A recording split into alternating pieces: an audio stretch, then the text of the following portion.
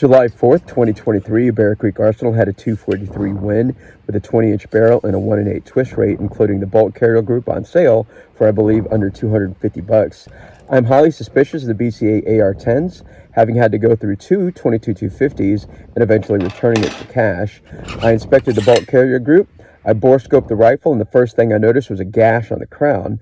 I was going to pack it up and send it back then, but I wanted to see if it had the same blown primer issue as the 22-250.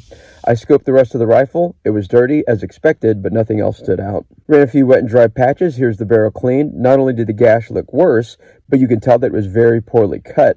Most of you probably would have returned at this point, so I advise you to remove the muzzle device and check your crown. I purchased a box of ammo so any function issue wouldn't be on my end.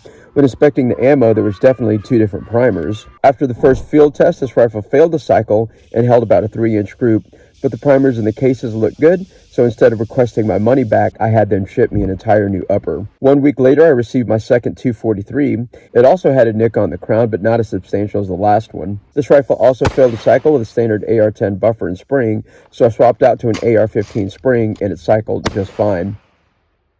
Boxed ammo accuracy is what you would expect with a 20-inch barrel.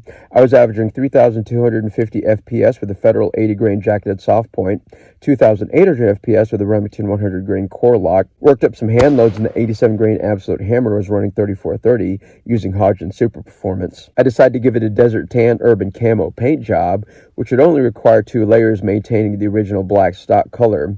This turned out really nice. Out of all the AR-10s I carry, this 243 is the lightest one that I own.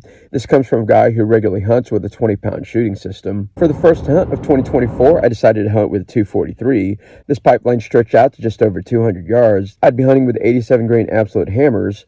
I was slightly concerned and hesitant in using this light of a bullet beyond 100 yards. The landowner had been spotting a really nice hog on the property. I put up a game cam in case I dozed off when this pig rolled in. Right after sunset, the raccoons came in and drove. As expected, a storm and cold front blew in, which is good for hog hunting reasons. I dozed off around midnight and woke up around 2:30, and no, my game cam did not pick up this hog. I waited for the boar to step out a few more paces. You can't tell with this thermal, but I'm shooting from a high downward angle. This evergreen is probably not in the bullet trajectory, but I didn't want to risk it.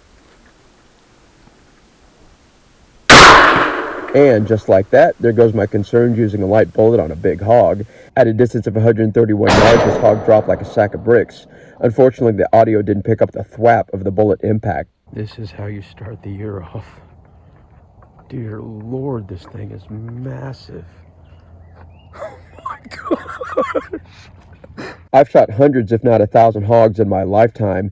This has to be the fattest hog I've ever shot. Above the shoulder, the fat measured a good 3¼ inches. The thinnest section above the abdomen was a good 2 inches thick. Yes, I took advantage of this, and I'm processing to make lard. In the afternoon, I had one more hunt in the pipeline again. No deer or hogs showed up, but this flock of turkeys strutted in all the way from the creek bottom, worked the entire distance of the pipeline to within 10 feet of my tower blind. This literally put a big smile on my face.